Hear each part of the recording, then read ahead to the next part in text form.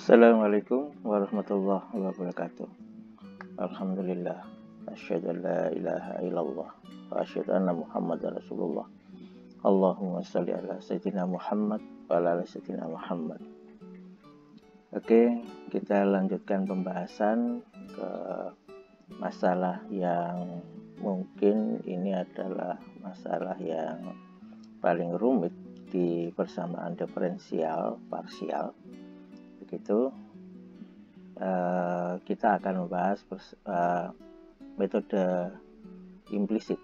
Metode implisit itu memang metode yang relatif cukup rumit dibandingkan dengan metode yang lain ya. Metode meskipun nanti akan ada metode Clark-Nicolson yang juga serumit metode implisit, tapi dibandingkan dengan eksplisit mungkin ini adalah metode yang lebih rumit. Oke, kita masuk ke analisa metode numerik. Nah, sebagaimana yang sebelumnya kita sudah membahas analisa numerik untuk persamaan gelombang, dan pada hari ini, pada sesi ini kita akan juga membahas analisa numerik persamaan gelombang. Kembali kita melihat, jadi supaya setiap video itu rujukannya selalu dari awal, saya akan memulai dari tahapan awal dari pembahasan supaya kita tidak kehilangan arah. Kita pada hari ini membahas tentang persamaan gelombang. Secara analitik dikelompokkan, dikategorikan sebagai persamaan hiperbolik. Nah, cara menyelesaikannya itu bisa dengan menggunakan metode eksplisit dan bisa menggunakan metode implisit. Metode eksplisit sudah ada videonya, monggo dipersilahkan untuk melihat, menganalisa, dan mengkritisi. Kalau perlu, misalkan kita berdiskusi jika dirasa memang di situ ada yang kurang benar, karena memang di dalam metode ilmiah itu selalu terbuka untuk dikritisi, gitu ya. Meskipun apapun hasilnya tetap terbuka untuk dikritisi dan kita bahas bareng-bareng secara terbuka. Itulah kajian-kajian akademik memang tradisinya seperti itu. Kita lanjut. Metode pada hari ini kita akan bahas metode implisit. Oke. Jadi analisa numerik persamaan gelombang dan metode implisit. Metode yang dimana di variabel waktu yang akan datang itu beberapa titik yang tidak diketahui. Oke, kita lanjut. Kembali kita mengulang mundur sedikit supaya pijakannya jelas. Ini adalah persamaan yang akan kita analisa. Ini adalah persamaan yang akan kita eksplorasi. Ini adalah persamaan gelombang. Di sini ketika menggunakan C itu adalah 3 kali 10⁸ atau kecepatan gelombang elektromagnetik, maka apabila nanti Anda menganalisa gelombang yang bukan gelombang elektromagnetik, maka C-nya ini akan diubah menjadi V. Nah, jadi secara umum kita akan menganalisa persamaan ini dengan C ini adalah sebuah konstanta. Oke. Syarat batas dari analisa gelombang elektromagnetik itu adalah yang pertama, pada saat T sama dengan 0 itu ada gelombangnya, itu sudah ada, yaitu fungsi X nya sudah ada. Tidak harus satu gelombang, yang penting ada data, ada riak, ada ombaknya, ada pulsanya, begitu ya, ada pulsnya, bahwa pada T sama dengan 0 kita jepret atau kita sensor pada T sama dengan 0, fungsi X-nya sudah ada. Begitu. Jadi pada saat awal U adalah sebuah fungsi. Jadi pada saat T sama dengan 0, dia adalah sebuah fungsi. Begitu. Nah, kemudian ini ada syarat batas berikutnya, bukan syarat batas sebenarnya, konsekuensinya. Kalau misalkan ini kita diferensialkan terhadap T, maka kita beri nama dia persamaannya adalah fungsi Gx. Nah, saya kembali harus mengingatkan, jadi ketika didefinisikan terhadap T, jangan diisi T-nya, jangan diisi 0 dulu. Jadi diferensialkan dulu kemudian baru setelah hasilnya dapat maka T-nya dinolkan. Karena kalau T-nya dinolkan dulu maka ini hasilnya akan selalu nol, karena T-nya nggak ada di rumus terhadap T ya hilang. Jadi akhirnya bukan nol ya, konstanta ya, tergantung di situ ada konstanta apa ya, biasanya sih akhirnya jadinya nol. Oke, kemudian syarat batas berikutnya adalah di ujung-ujung itu nilainya adalah sebuah nilai tertentu gitu ya, sebuah nilai tetapan begitu. Jadi di ujung A nilainya kita buat standar UA, di ujung B kita buat standar UB.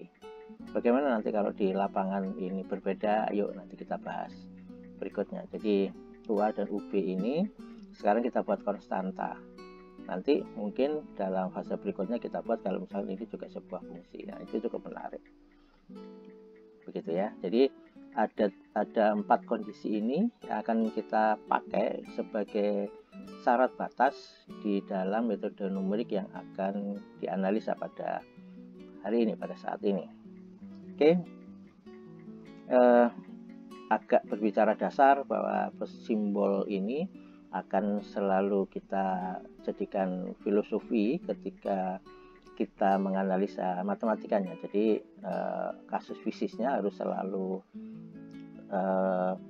diraba ya, selalu tersensor, selalu termonitor gitu. Jadi ketika kita menuliskan UIJ, I itu adalah variabel X, U itu adalah fungsinya, I itu adalah variabel X, kemudian J adalah variabel T-nya begitu. Jadi kenapa dibuat atas bawah, kenapa enggak I, J ya, boleh-boleh saja I, J, cuma supaya kita selalu ingat bahwa ini adalah variabel waktu dan variabel posisi, maka kita buat atas bawah begitu. Oke. Ini konversi standar begitu. Jadi kalau misalnya kita punya do 2u do x atau do t kuadrat, maka seperti ini yang terjadi. Jadi kalau misalkan yang bergerak itu adalah x-nya, maka i-nya yang bergerak. Jadi i-nya menjadi i plus 1, i dan i minus 1. Sementara kalau t-nya yang bergerak, maka yang bergerak adalah j-nya yang atas. J plus 1, j minus 1. Begitu. Nah, do x itu diganti menjadi delta x karena ini kuadrat dijadikan kuadrat. Begitu. Oke, ini kita substitusikan ke persamaan analitik yang ada, maka jadilah persamaan di bawah ini. Nah, persamaan di bawah ini dicoba disederhanakan kalau misalkan konstanta-konstanta yang ada ini itu kita buat satu konstanta baru. Bolehkah ini dibuat sama dengan ini? Ya boleh, tapi tidak boleh dipaksa sama. Sebagaimana metode Lippmann itu kita mengandalkan supaya ini relatif dibuat sama supaya mempermudah kasus. Kenapa bisa dibuat sama ya? Karena sama-sama dimensi posisi di kasus analisa Lippmann. Sementara ketika kita menggunakan metode yang lain, maka ini tidak layak sebenarnya untuk disamakan, meskipun bisa jadi itu adalah sama. Oke, supaya ini menjadi lebih general, lebih umum, maka kita buat sebuah konstanta baru antara tiga konstanta ini menjadi konstanta lambda. Lambda ini bukan artinya panjang gelombang. Lambda ini adalah konstanta untuk mewadahi C kali delta T dibagi dengan delta X, begitu maka isinya adalah lambda. Karena semuanya dalam posisi kuadrat, maka lambda kuadrat. Oke, jadi sehingga yang atas ini bisa menjadi suku yang tidak lagi di atas, jadi menjadi suku di bawah karena ini dikalikan ke sana. Pada saatnya dikumpulkan, maka ini menjadi lambda dan suku pembilang ini akhirnya menjadi suku yang ada di bawah, gitu ya. Nah, di sini ada yang cukup menarik yang akan menjadi perhatian yang kita harus hati-hati, yaitu ketika J-1 dan ketika I-1. Kenapa? Karena ketika J-nya kita buat angka 0, maka ini menjadi -1, menjadi waktu sebelumnya gitu. Filosofinya ini adalah waktu sebelumnya. Kalau misalkan ini sama dengan 0, maka ini adalah area di luar pengamatan. Jadi kita nggak punya datanya. Waktu sebelumnya juga kita nggak punya datanya. Nah, ini yang harus segera diproses. Ini harus segera diselesaikan. bagaimana mengatasi ini? Inilah yang menjadi uniknya persamaan numerik. Gitu. Kita lanjut. Nah, ada sebuah kondisi yang di dalam metode implisit ini menjadi asal muasal analisanya, yaitu ini. Jadi UIJ itu adalah IJ plus 1 ditambah UIJ min 1, jadi waktu yang akan datang ditambah dengan waktu sebelumnya dibagi 2 itu adalah waktu yang sekarang di posisi I tertentu. Jadi kalau misalnya ini posisinya adalah I plus 1, ya I plus 1, I plus 1, I plus 1 semua. Begitu. Jadi intinya di sini adalah U di waktu yang akan datang ditambah U di waktu yang sebelumnya dibagi 2 atau dirata-ratakan itu sama dengan U di waktu yang sekarang di posisi yang sama. Ini yang menjadi filosofi pendekatan dari metode implisit ini. Oke, persamaan ini kita larikan ke sini, jadi ini dikalikan 2IJ, kita kalikan di sini, kemudian ini J plus 1 J min 1, ini J plus 1 J min 1. Oke. Nah, kalau misalnya di sini saya tambah theta, ya theta ini apa? Theta ini nanti ada konsekuensi terhadap sebuah pendekatan antara yang akan datang dengan yang sebelumnya. Ya. Pokoknya ditambah secara matematik. Jadi ini adalah manipulasi matematik sebenarnya. Fisisnya adalah ini adalah nanti menjadi bobot antara J plus 1, J dan J min 1. Gitu ya. Tapi secara matematik ketika ini saya tambahkan theta, maka boleh-boleh saja karena ketika tetanya saya coret pun tetap menjadi persamaan ini. Ini saya tambahkan dengan theta. Oke, setelah saya tambahkan dengan theta, saya kalikan dengan theta, maksud saya ditambahkan dalam arti dikalikan. Terus kemudian di sini saya tambahkan UIJ. Begitu. Ini saya tambahkan UIJ, sini saya tambahkan UIJ, kan sama juga. Ketika dicoret, tetanya dicoret semua, kembalilah menjadi persamaan ini. Begitu. Oke. Manipulasi matematik ini kita manfaatkan nanti ya. Jadi kemudian kalau misalkan ini semua dipindah ke kanan, maka kita mendapatkan UIJ sama dengan UIJ, kemudian ini pindah ke sana menjadi minus, ini menjadi plus, begitu. Sebenarnya secara matematik kalau misalkan ini dicoret, ya kembali ke persamaan ini. Tapi secara numerik ini punya makna. Secara numerik ini adalah UIJ yang baru, ini adalah UIJ yang lama. Nah, ini bedanya antara analitik sama numerik. Jadi numerik itu adalah data yang diisikan, ini adalah data input maksudnya, ini adalah data outputnya. Gitu. Jadi ini dengan ini bisa berbeda di kasus numerik. Inilah manipulasi matematik yang sangat dimanfaatkan di numerik. Oke. Dari persamaan ini kita lari ke sini. Nah, kita lakukan pengurutan aja. Jadi ini menjadi kita kumpulkan lah yang IJ ya. Ini kan IJ juga kita kumpulkan. Begitu, maka kita bisa mendapatkan UIJ ini menjadi seperti ini. Ini sebenarnya manipulasi matematik dari sini ya. Dari tadi sebenarnya ini adalah manipulasi matematik yang fisisnya bisa kelihatan di sini. Begitu. Oke. Ini hijau ini adalah pengejauhan tahan daripada ini pendekatan awal, konsep awalnya adalah seperti ini. Akhirnya jadilah persamaan hijau ini. Begitu. Oke. Sekarang kita harus mengingat kembali bahwa ini kita punya persamaan ini. Oke, kita kembali lagi ya, persamaan merah ini dari mana asalnya? Persamaan merah itu dari ini. Jadi kita punya persamaan awal analitik 22U dot J kuadrat minus J kuadrat 22U dot X kuadrat, maka dijadikan numerik, maka jadilah persamaan merah ini. Oke, kita kembali ke alam yang tadi. Nah ini, jadi ini adalah persamaan merah yang hasil dari analitik diubah menjadi numerik. Jadi dari analitik ini kita kelompokkan, ini adalah dot T ya, karena yang bergerak itu J. Ini adalah do 2 T kuadrat. T kuadratnya, delta T kuadratnya sudah jadi lambda. Ini adalah do X. Begitu. Oke, sepakat.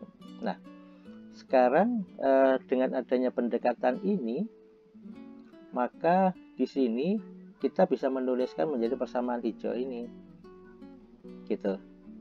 Jadi ini tetap kita simbolkan, ini adalah D indeks T kuadrat operator dari UIJ.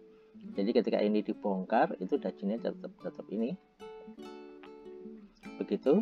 Nah, sementara kita buat yang dalam posisi X, begitu, maka kita substitusikan ini. Jadi di sini ini kan harusnya menjadi do 2x, do 2u, do x kuadrat. Nah, itu kita substitusikan dengan ini. Jadi ini sebenarnya lambda ini kan sebenarnya tetap ya lambda kuadrat, kemudian do 2x sama do ij, tapi do ij-nya kita isikan dengan ini.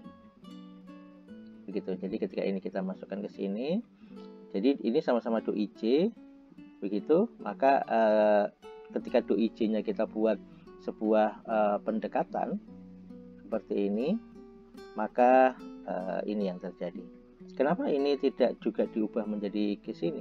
Kita melakukan pendekatan, ini kan melakukan pendekatan waktu ya. Jadi kalau misalkan ini konsepnya ini adalah waktu yang akan datang dirata-ratakan dengan waktu yang sekarang, maka tidak pas dimasukkan di sini karena ini kan perubahan dimensi waktu. Jadi di sini adalah perubahan dimensi posisi. Jadi cukup layak, cukup baik kalau misalkan memang ini yang sudah diubah menjadi ini, menjadi UIJ dalam di sini sudah mengandung dinamika konsep rata-rata waktu tadi, sehingga ketika ini dimasukkan ke sini menjadi pas. Kalau dimasukkan ke sini nanti jadi kembali lagi gitu ya. Jadi karena ini sudah perubahan waktu.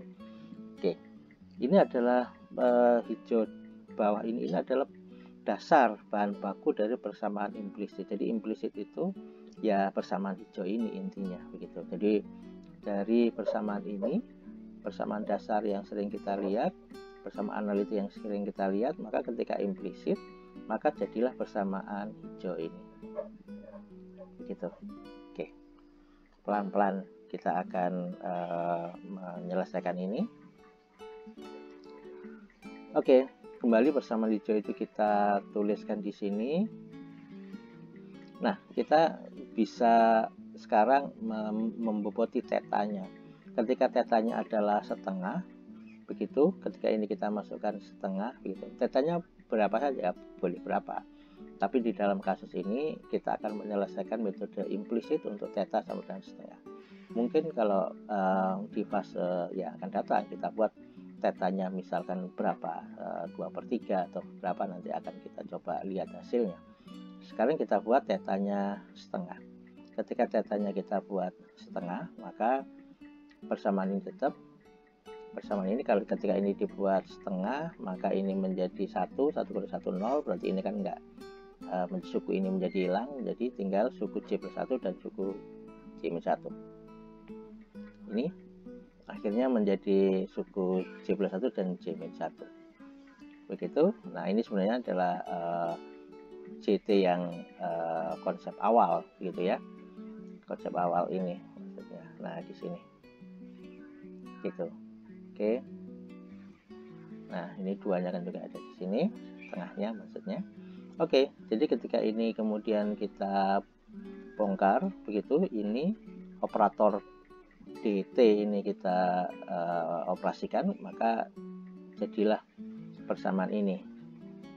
Begitu. Nah, ketika operator ini kita jalankan untuk ini, maka masing-masing ini diisi dengan ini ya. Gitu. Jadi untuk I, untuk J+1. Nah, ini J+1. Jadi di sini kita buat J+1, di sini kita buat J-1. Begitu. Jadi ini ya X-nya tetap. gitu. Ini menjadi J plus 1, ini menjadi J min 1. Setelah operator ini kita bongkar, maka kemudian kita coba memainkan matematik yang ada begitu. Jadi ini yang J plus 1 kita kumpulkan sebelah kanan, yang bukan J plus 1 kita kumpulkan sebelah kiri, yang J plus 1, sebelah kanannya adalah yang bukan J plus 1. Oke. Ketika kita kumpulkan, maka ini J plus 1, J plus 1, J plus 1, ini J min 1, J min 1, J min 1, ini ada J juga, ini ada J min 1. Begitu, ini adalah sebelah kanan. Oke. Nah, ini akhirnya kita bisa coba sederhanakan menjadi bentuk persamaan hijau ini. Ini adalah tahapan kedua dari penyederhanaan atau implementasi dari persamaan implisit, tapi dengan theta yang sudah disepakati saat ini adalah setengah. Ya, ini adalah persamaan yang sering juga dipakai untuk menyelesaikan metode implisit. Jadi ini adalah persamaan bahan baku yang bisa dipakai untuk menyelesaikan kasus implisit. Kita lanjutkan. Kita tulis lagi persamaan bahan bakunya, yaitu persamaan dasar dari metode implisit. Oke, di dalam metode implisit itu ada kasus yang tadi ya sudah kita lihat anehnya. Jadi ketika J-1, ketika waktunya adalah waktu sebelumnya dan ketika J-nya adalah 0. Jadi ketika J-nya 0, ini menjadi waktu yang nggak jelas gitu. Jadi sebelum pengamatan itu kan tidak mungkin kita bisa mendapatkan informasi sebelum pengamatan gitu. Oke, bagaimana kita mengatasi ini? Yuk. Jadi pada saat J sama dengan 0, jadi kita mencoba menyelesaikan ini. Kita tadi sudah punya syarat batas. Nah, kita sudah mulai mainkan syarat batas gitu. Jadi pada saat J sama dengan 0, kita sudah punya fungsi T sama dengan 0, J itu adalah waktu. Nah, implementasinya terhadap analitik itu adalah ketika T sama dengan 0 gitu ya. Dan kita dapatkan diferensial dari tadi sudah kita bahas di awal bahwa diferensial ini T ya, ini T terhadap T itu adalah Gx. Jadi ini didiferensialkan dulu, baru kemudian dinolkan. Ini T, maaf. Oke, kemudian ini kita ubah menjadi numerik. Ketika kita ubah menjadi numerik, maka ini adalah dt. Jadi ini T, U-nya seperti ini. Maka kita bisa mendapatkan persamaan ini. Jadi ini J-1, kemudian UIJ. IJ-nya dimasukkan di sini, begitu. Nah, akhirnya kita bisa mendapatkan UI J-1. Jadi UI J-1 kita ubah menjadi seperti ini. Begitu. Di kasus yang lain kita bisa membuat ini J plus 1, J-1 dan ini per 2 delta T. Bisa saja kita lakukan. Tergantung kita mau ingin menyelesaikan seperti apa manipulasi matematiknya. Di sini kita buat manipulasi matematiknya adalah J dan J-1, sehingga di sini karena satu sel, satu lompatan T-nya atau delta T-nya, maka ini menjadi 1 ya.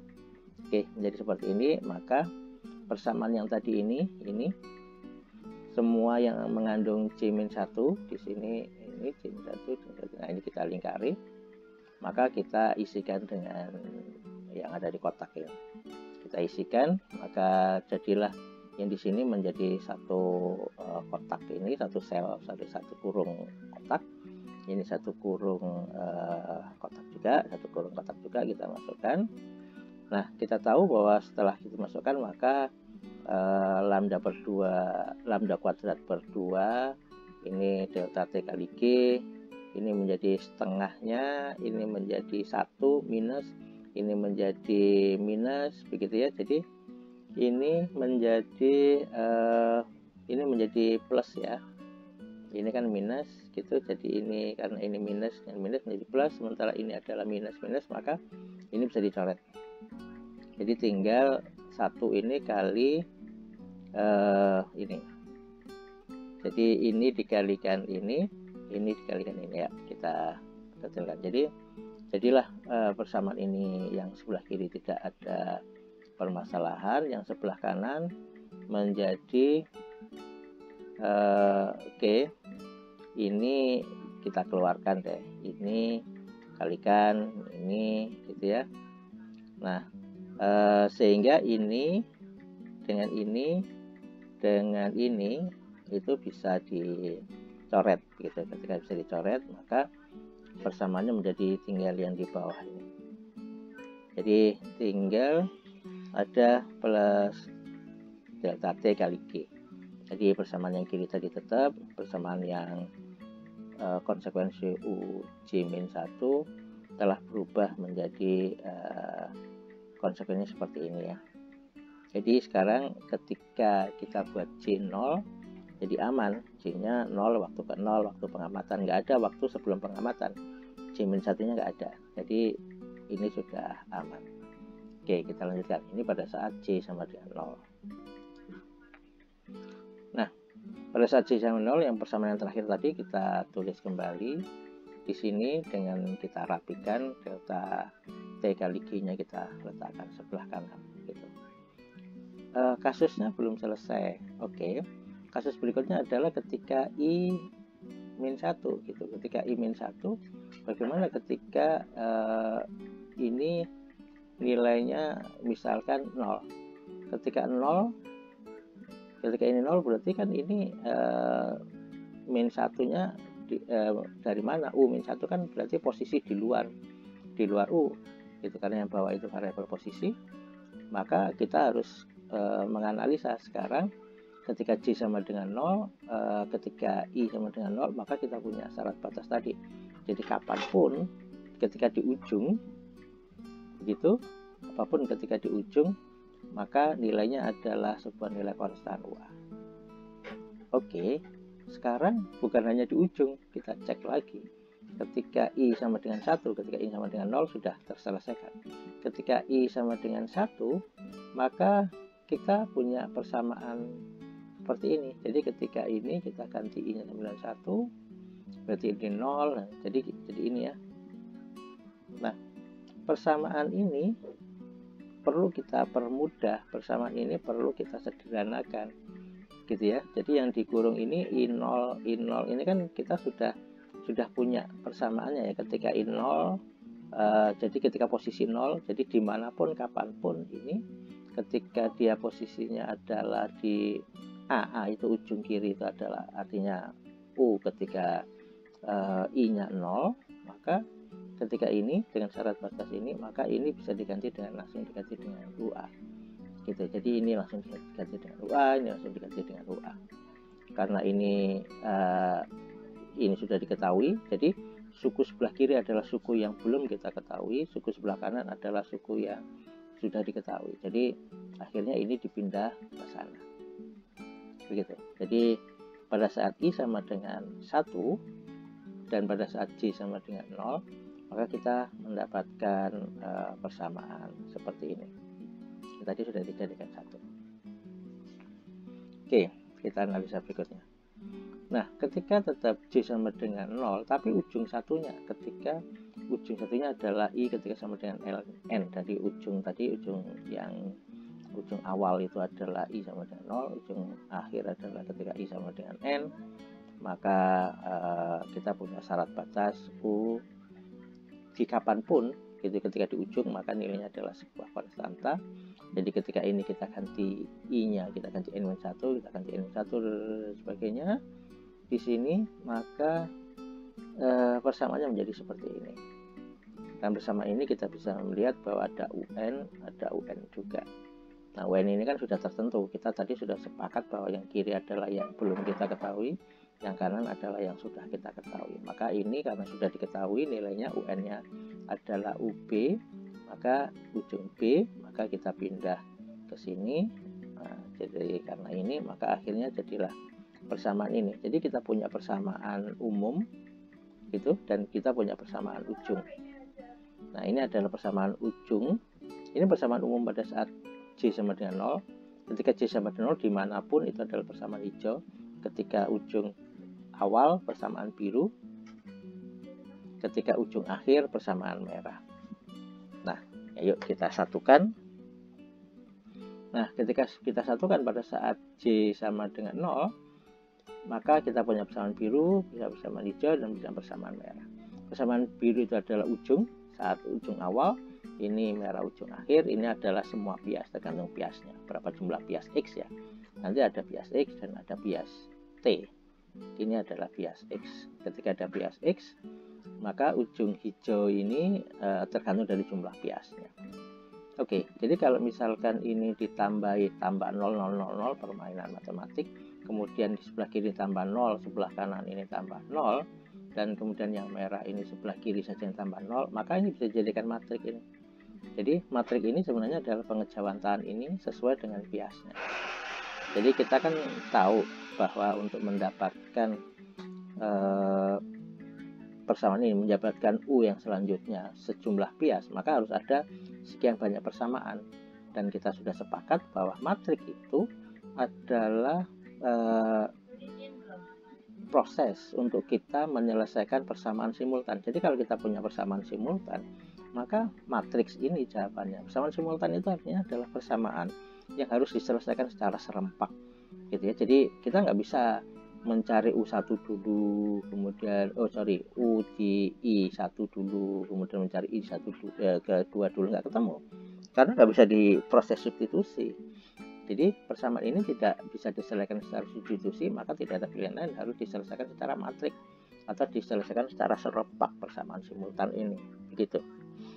Itu ya yang harus kita ingat, bahwa ketika kita punya persamaan simultan sejumlah bias, hijau ini sesuai dengan biasnya, maka kita harus menyelesaikan dengan menggunakan metode matriks. Oke, persamaan ini akhirnya berubah menjadi persamaan matrik, begitu. Dengan ini adalah ujungnya, yang tengah ini nanti semuanya tengahnya mengikuti ini, tergantung I-nya jumlah biasnya berapa. Nanti hijaunya ini banyak sesuai dengan jumlah biasnya, begitu ya. Oke, dan ini adalah pada kasus J-nya 0, semua di atas ini J-nya 0. Ini J-nya 0. Oke. Jadi kenapa kita fokus untuk J0 saja? Karena kita tahu tadi ada kasus. Nah, ini ada kasus ketika persamaan dasar dari metode implisit itu ada kasus ini. Ada J-1, ketika J-nya 0 berarti ini adalah waktu yang belum disensor. Nah, itu kita nggak bisa apa-apa gitu. Selain itu ada I-1. Wah, I-1 berarti selain kita selesaikan masalah waktu, kita akan selesaikan masalah posisi. Oke. Jadi ketika masalah waktu sudah kita selesaikan dengan matrik yang tadi sudah kita dapatkan, ini adalah solusi persamaan. Jadi persamaannya adalah sekian banyak untuk J sama dengan 0 saja. Jadi ketika J sama dengan 0, maka matriksnya seperti ini. Sekarang gimana kalau J-nya lebih dari 0? Nah, kita sekarang bahas J lebih dari 0. Sekarang ketika J lebih dari 0 ini menjadi relatif aman. Jadi ketika ini 1 ya, J lebih dari 0 itu kan J ini kan bilangan bulat ya, bukan pecahan, bukan 0,1 dan sebagainya. Kita anggap ini sepakat bahwa J itu adalah delta, karena kita beda hingga, jadi deltanya tertentu. Nanti akan kita bahas ketika deltanya tidak tertentu. Nah, itu lebih menarik lagi. Ketika kita buat beda deltanya tertentu, J-nya tertentu, J-nya maksudnya J-nya itu bilangan bulat, begitu, maka ketika J-nya sama dengan 1 ini 0. Nah, ini kita bisa dapat, karena kalau misalkan J-nya 0, J-nya 0 tadi sudah diselesaikan.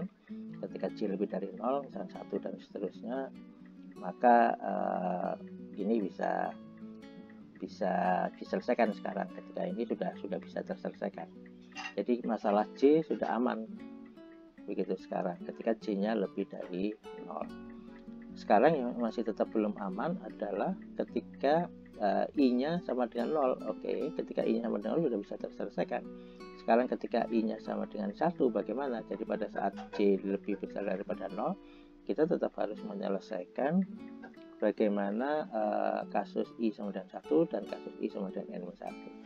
Sama dengan kasus ketika J sama dengan 0 tadi, kita coba masukkan, kita coba buat sebuah mekanisme yang sama, di mana UA ini adalah hasil dari ini, jadi kapanpun J plus 1 berapapun J-nya atau sampai kapanpun, maka ketika U0 itu selalu nilainya adalah UA, sama dengan sampai kapanpun ketika UN itu selalu nilainya adalah UB. Maka kita juga punya persamaan biru, merah, dan hijau sebagaimana ketika J sama dengan 0 tadi. Ketika J sama dengan J lebih besar daripada 0, maka kita mendapatkan matriks sebagai berikut. Begitu. Jadi kita menyelesaikan kasus waktu dan kita menyelesaikan kasus posisi.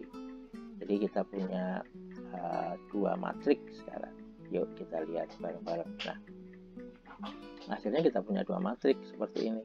Jadi ketika J sama dengan 0, matriksnya seperti ini. Ketika J lebih besar daripada 0, matriksnya adalah seperti ini. Matriks ini akan mudah apabila kita buat matriks A, matriks B, dan matriks C.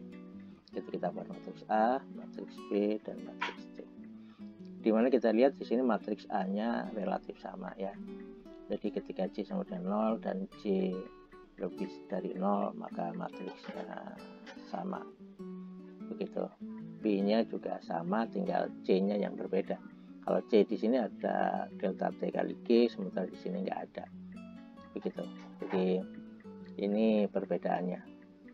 Perbedaannya adalah yang satunya ada syarat batas tadi ya. Syarat batas ketika didiferensialkan, maka konsekuensinya muncul delta T kali G.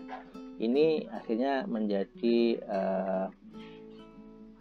bahan baku lagi ya. Jadi pengejauhan tahan dari yang persamaan ini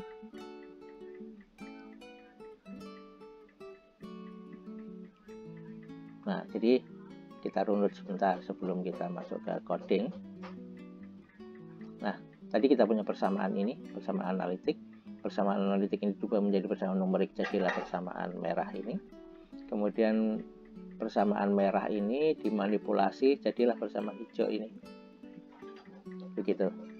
Nah, persamaan hijau ini belum bisa langsung dinumerikan, masih perlu dianalisa berikutnya, gitu. Nah, persamaan hijau tadi dibuat standar kalau misalkan tetanya setengah, maka jadilah persamaan hijau yang ini, begitu. Oke, persamaan hijau yang ini kita coba selesaikan karena ada kasus posisi dan kasus waktu, maka persamaan yang hijau tadi berubah menjadi dua matriks besar.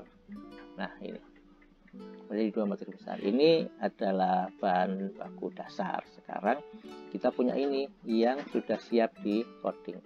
Jadi persamaan gelombang itu, persamaan gelombang analitik itu sudah berubah menjadi persamaan yang complicated ini ya. Dari sisi numerik berubah menjadi sekian banyak ini. Ini memang tidak sederhana, untuk kata implisit memang tidak sederhana. Kita lanjut. Nah, supaya kita bisa menyelesaikan ini, maka harus ada kasus gitu ya. Kita buat kasus fisik yang terjadi. Kita buat kasus fisik bahwa terjadi gelombang tali gitu. Jadi kalau gelombang tali kita tadi sudah paham bahwa ketika itu bukan gelombang elektromagnetik, maka C-nya berubah menjadi V. Okay. Dan di kasus persamaan gelombang, maka pada saat T sama dengan 0 harus ada fungsinya. Oke, ini sudah ada fungsinya. Syarat batasnya ujung A dan ujung B-nya dibuat 0. Apakah ini harus 0 atau tidak, tergantung dari eksplorasi fisik yang akan kita mainkan, atau dalam hal ini tergantung soal ya. Ketika soalnya 0 0 begini ya relatif lebih mudah gitu. Apakah ini boleh enggak 0 ya, seperti tadi ya, boleh tidak 0. Di sini dibuat delta T 0,1 dan delta X 0,2. Nah, ini boleh sama boleh tidak sama, tapi tidak layak untuk dipaksa sama gitu ya. Kalau metode Lippmann itu dipaksa sama karena memang sama-sama variabel dimensi begitu, karena ini variabel waktu, ini adalah variabel posisi, maka ini menjadi tidak harus sama, dan artinya secara umum memang ini boleh untuk tidak sama gitu. Kemudian panjangnya adalah 3 meter, kita punya tali panjang 3 meter dengan V-nya adalah 0,5, frekuensinya adalah 2 Hz. Kemudian detiknya yang dianalisa juga detik ketiga. Oke. Nah, ini pada detik ke-0 kita punya gambar seperti ini ya. Jadi kita punya delta X-nya adalah 0,2, ini 0,2 sampai 3 meter begitu. Dan misalnya ini kan posisi I-nya. Jadi I-nya itu karena ini 0,2 tinggal nanti dikalikan dengan ini. Jadi ini adalah posisi I-nya, ini adalah gambaran tampilan dari ini. Kalau misalkan dia pada posisi pada waktu awal dia sudah punya gelombang, tidak harus dalam bentuk bersamaan, dalam bentuk angka pun bisa kita selesaikan gitu. Jadi pada saat T sama dengan 0 munculnya berapa gitu. Nanti kita selesaikan. Karena di sini kita ingin menyederhanakan permasalahan dulu, maka kita buat sebuah persamaan gitu. Jadi pada saat T sama dengan 0 dia sudah punya persamaan. Oke, kita analisa selanjutnya. Nah, persamaannya menjadi V, persamaannya tidak lagi C begitu, persamaannya adalah V gitu. Jadi kemudian kita cari lambdanya. Lambda ini bukan simbol panjang gelombang ya. Kita tadi sudah sepakat bahwa lambda itu adalah penyatuan konstanta, maka ketika kita masukkan maka lambdanya menjadi 0,25. Oke. Kemudian kita harus menghitung dari syarat batas. Tadi di dalam persamaan dasarnya sudah ada delta T kali G, maka kita harus mencari syarat batas. Kita lihat bahwa persamaan awalnya ini, kemudian kita diminta untuk melakukan diferensial. Ketika kita mendiferensialkan, T-nya jangan diisi 0. Kalau T-nya seperti ini diisi 0, ini kan ketika T-nya sudah 0. Ketika T-nya belum 0, kita bisa mengasumsikan bahwa sebelumnya ini ada T. Gitu, kita asumsikan bahwa karena ini sebelumnya ada T, maka kita asumsikan ini adalah persamaan dasar. Jadi persamaan umum gelombang, maka di sini mesti akan ada, kita buat minus saja gitu ya, minus omega T, boleh plus, itu tergantung dari arah gelombangnya nanti. Kita buat minus omega T, begitu ketika kita diferensialkan menjadi seperti ini. Nah, ketika menjadi seperti ini, maka awalnya menjadi seperti ini ya, tapi kemudian ketika T-nya kita isi 0, T-nya ketika kita isi 0, maka dia menjadi omega A cos Kx. Maka Gx-nya kita bisa mendapatkan sebuah nilai. Begitu. Nah, ketika delta X-nya adalah 0,1, maka I-nya adalah 0,2 kali X. X-nya adalah berarti 5 kali I. 5 kali ini permainan matematik, silahkan nanti dieksplorasi sederhana harusnya.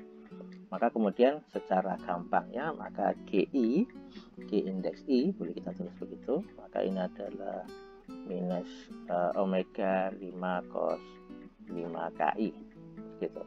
Ini harus kita selesaikan dulu karena omega ini sebuah angka yang bisa kita sederhanakan gitu ya. Jadi omega adalah 2πf, frekuensinya kita dapat, maka dapat omega nya 4 pi, K nya adalah 2πf per V, maka kita dapat 8 pi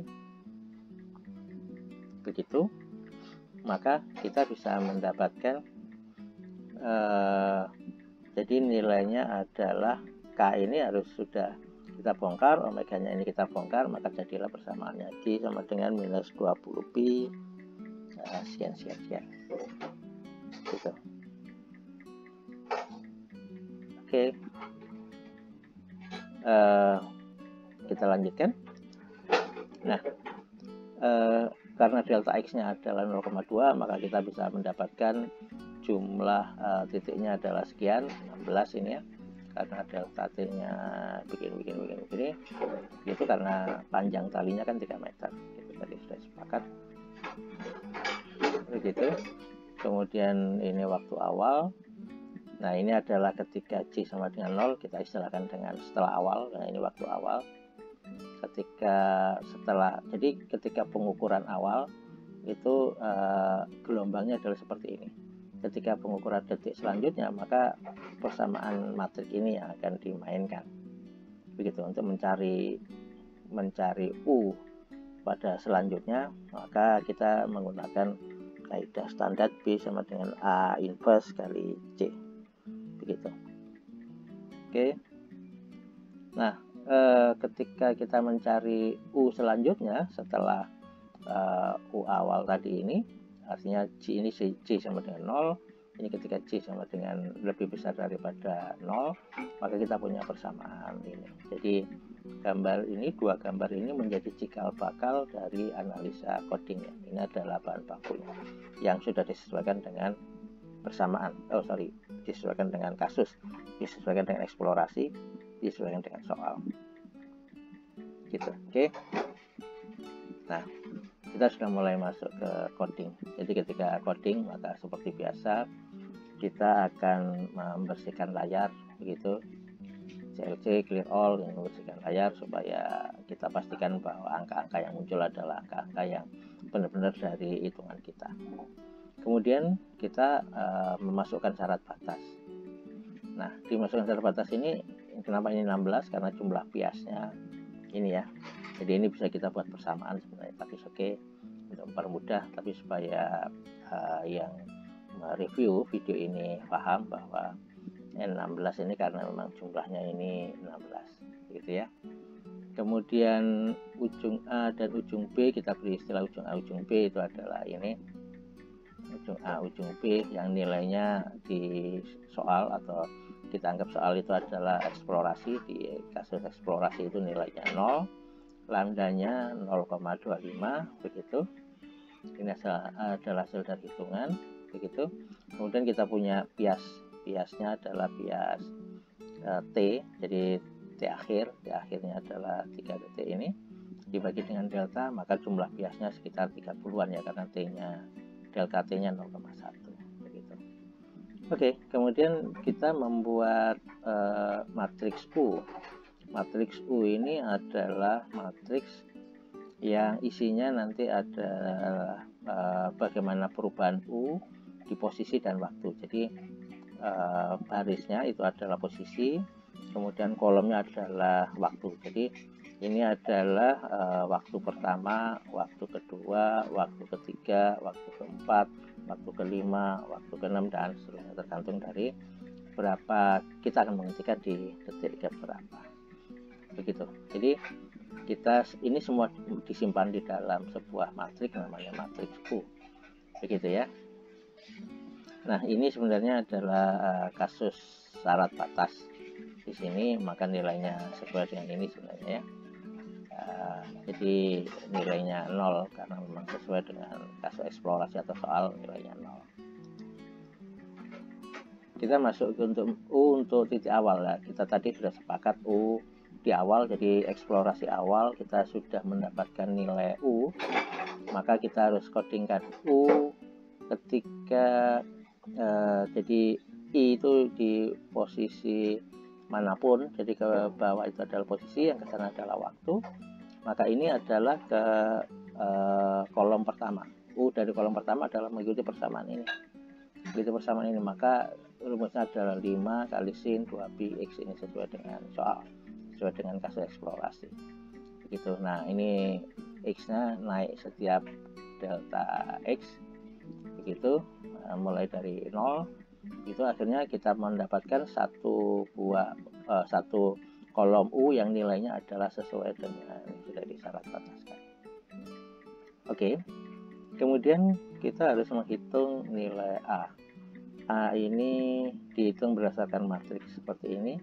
Jadi ketika diagonalnya, nilai diagonalnya adalah sama, 1 plus lambda kuadrat, 1 plus lambda kuadrat. Jadi ketika baris dan kolomnya sama, ketika baris sama dengan kolom, begitu, maka A, matriks A-nya ini itu kita buat ini ya nilainya. sahabat-sahabat nggak perlu khawatir, ini nanti codingnya akan saya postingkan di bagian komentar. Jadi di situ langsung bisa diambil dan langsung bisa di coding di Octave-nya untuk kemudian bisa dianalisa, mungkin bisa diamati ya. Jadi bisa langsung bisa praktek, jadi bukan hanya sekedar mendapatkan videonya. Jadi sudah bisa langsung praktek apakah memang ini sudah benar hasilnya sebagaimana yang di video ini, bisa langsung dicek di scriptnya. Oke, ketika di sini, ketika kolomnya itu lebih kecil dari n-2, lah ini kan kolomnya sesuai dengan yang dihitung, jadi yang ujung dengan yang ujung itu sudah ditentukan, maka yang belum ditentukan adalah dikurangi ujung dengan ujung, berarti dikurangi 2. Berarti jika dia kurang dari n-2, maka nilainya adalah ini kan lambda kuadrat per 2 ya, minus lambda kuadrat per 2. Jadi ketika dia ini untuk menghitung sebelah kanan, jadi kolom plus satunya diisi lambda kuadrat per 2. Nah sekarang kolom minus satunya diisi lambda kuadrat per 2, jadi ini sebelah kirinya juga diisi gitu. Nanti bisa dimunculkan kayak gini. Ketika dimunculkan A, nanti akan kelihatan matriks ini menjadi seperti apa. Begitu. Kita lanjutkan. Nah, ini yang sudah mulai agak menarik ya, karena rumusnya lumayan panjang begitu. Jadi ini masih menghitung di awal. Jadi ketika C sama dengan 0, ketika C sama dengan 0, nah ini kan kasus C sama dengan 0. Ketika C sama dengan matriks A, sudah bisa kita hitung.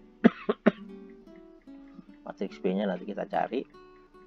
Kita sekarang menentukan matriks C, karena nanti B nya itu didapat dari proses A nya diinvestkan kemudian dikalikan C. Nah C nya harus kita dapat supaya B nya kita dapat begitu. Oke, C nya ini. Jadi ketika C dimanapun sesuai dengan biasnya, maka persamaan ini adalah persamaan yang di tengah ini gitu. Jadi ada delta T kali G. Delta T, nah ini G nya kan ini tadi, G nya adalah minus 20 pi cos sekian begitu. Ini adalah delta G, delta T kali delta G. Oke, selebihnya yang ada di sini itu disesuaikan dengan yang persamaan di sini begitu ya.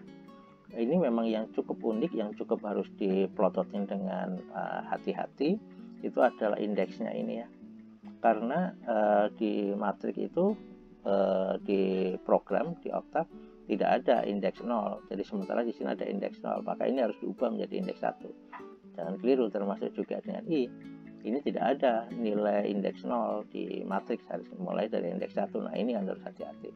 Ini harus hati-hati. Jadi di sini ketika I-1 0, maka di sini I-1 1 bukan 0 gitu ya. Kenapa ini 1? Karena memang indeksnya mulai dari 1, tidak ada indeks dari 0. Begitu juga dengan C ujung. C1 adalah ujung, ini adalah C ujung B, ini C ujung A. C ujung A menjadi seperti ini. Ini adalah C ujung B begitu. Nah, persamaan ini kemudian kita cari nilai B-nya begitu. Mungkin kalau misalkan mau diamati atau dianalisa atau sedang ingin menganalisa persamaan gelombang ini bisa di freeze dan bisa diamati bagaimana persamaan ini dengan codingnya. Oke, kemudian kita mendapatkan nilai B. B itu indeksnya sama dengan C gitu ya. Karena ketika inverse A dikalikan C, maka ini adalah sebuah matriks juga. Nah, ketika matriks B sudah dapat, maka matriks B ditumpahkan ke U untuk kolom kedua. Karena kolom pertama kita sudah bisa mendapatkan ini tadi, kolom pertama. Kolom pertama sudah diisi ini, U di kolom pertama sudah diisi dengan A. U kolom pertama diisi dengan ini U kolom pertama. Mohon maaf, U kolom pertama diisi dengan ini. Gitu. Maka kolom kedua U-nya diisi dengan hasil perkalian B ini. B ini mengisi kolom kedua. Nah, bagaimana dengan kolom ketiga, kolom keempat dan selanjutnya? Maka ini untuk menghitung C untuk waktu selanjutnya. Nah, ini berarti kolom ketiga sampai kolom sejumlah bias. itu dihitung, ini persamaannya. Persamaannya beda dengan kolom kedua. Ketika U kolom kedua persamaannya ini sudah kita hitung analitiknya. Silahkan lihat lagi di video ini waktu yang sebelumnya. Nah, sama dengan ini. Ketika ini adalah untuk J selanjutnya, maka persamaannya adalah persamaan ini. Persamaan A-nya, matriks A-nya tetap. Jadi kita nggak perlu menghitung matriks A lagi karena A-nya sama. Tinggal matriks J-nya yang berbeda, maka matriks J-nya kita buat seperti ini. Harus sangat dihitung, dicermati antara J-nya ini, begitu. Ketika di sini ini J, maka di sini adalah J min 1. Nah, ini yang cukup menarik. Ketika ini J, ini menjadi J min 2, begitu. Nah, ini harus hati-hati banget, begitu. Untuk melihat, silahkan dicermati di sini. Kalau misalkan nanti ada kesulitan, ada kerumitan, atau ada pertanyaan, atau ada kritikan, atau ada koreksi, monggo silahkan tuliskan di komentar bahwa persamaan ini bagaimana berubah menjadi persamaan ini. Nah, ini cukup menarik, begitu. Nah, setelah C-nya bisa kita dapat, maka kita tetap bisa mendapatkan B untuk mengisi kolom selanjutnya. Jadi kolom ke-1, kolom kedua sudah diisi, maka ini adalah kolom selanjutnya C, mulai dari 3 berarti kolom ketiga, kolom selanjutnya. Jadi ini bisa diisi. Oke, kemudian setelah kita bisa mengubah ini menjadi persamaan, bukan persamaan ya, menjadi script coding, maka nah ini dia, ini yang menarik. Kemudian kita buat gambar, ini hasilnya ketika kita iterasikan, gitu. Hasil ini ternyata memang, jadi ketika J sama dengan 0, dia yang biru ini. Ketika J sama dengan 1, dia yang merah ini. Ketika J sama dengan 2, jadi waktu yang akan datang itu ternyata amplitudenya menjadi makin minus ke bawah, gitu. Jadi dia seperti melengkung ke bawah gini ya, energinya. Wah, cukup menarik. Ini adalah amplitude ya. Jadi ini bukan waktu. Jadi waktu digambarkan dengan gambar ini. Jadi ini adalah posisi. Jadi ini adalah delta x, delta x, delta x, delta x tadi. Jadi amplitudenya menjadi makin ke bawah ternyata ketika kita teruskan dari waktu ke waktu. Kita akan bandingkan hasil yang ini dengan hasil yang eksplisit, gitu. Jadi ini adalah mekanisme implisit. Sekarang bagaimana dengan mekanisme eksplisit? Nah, ini kita bandingkan. Ini hasil eksplisit, ini hasil implisit. Relatif sama. Kalau misalkan kita lihat sekilas ya, relatif sama, begitu. Kalau misalkan coba kita persedikit jumlahnya, ini kan jumlahnya 30 ya, 30 delta T, begitu, atau detik ketiga sampai detik ketiga dia menjadi seperti ini. Nah, ketika delta T-nya sampai ke hanya 14, kita ambil nggak sampai separuh, begitu, maka grafiknya menjadi seperti ini. Agak ada beda memang ya antara implisit dan eksplisit.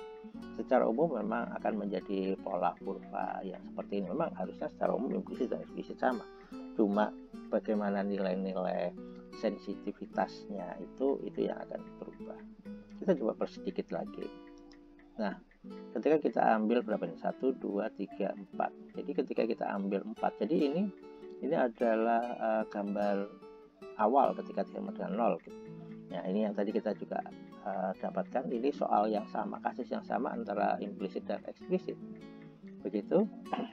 Kita lihat memang agak ada beda. Jadi di sini smooth banget, di sini masih, kalau eksplisit masih beda gitu. Jadi memang pengalaman saya di dalam mencoba, memang metode eksplisit itu jauh lebih smooth, meskipun secara garis besar, secara kasar sebenarnya hasilnya juga harusnya sama. Tapi ketika detiknya sudah kita buat detik yang panjang, maka implisit dan eksplisit tidak terlalu ada bedanya. Tapi kalau misalkan kita buat detik-detik yang atau delta T yang masih skala pendek, maka terasa sekali bedanya. Begitu. Terima kasih. Ini adalah video persamaan diferensial parsial untuk persamaan gelombang. Silahkan dieksplorasi, ditunggu diskusinya. Semoga manfaat untuk bangsa Indonesia.